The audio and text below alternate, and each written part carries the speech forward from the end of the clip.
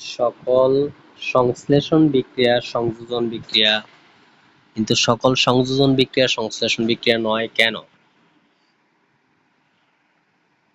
সংযোজন বিক্রিয়ার সংজ্ঞা বলা হয়েছে যে সকল রাসায়নিক বিক্রিয়ায় কোন যৌগ তার সরলতম উপাদান সমূহের প্রত্যক্ষ সংযোগে সৃষ্টি হয় তাকে সংযোজন বিক্রিয়া বলা হয়।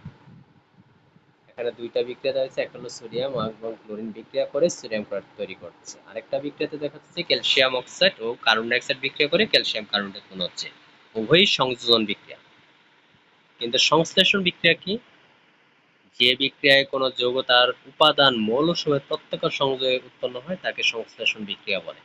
অর্থাৎ এখানে শুধুমাত্র মৌল থাকবে, বিক্রিয়ক পদার্থগুলো শুধু মৌল হবে, অর্থাৎ মৌলিক পদার্থ, যেমন sodium plus chlorine sodium chloride, hydrogen plus oxygen পানি।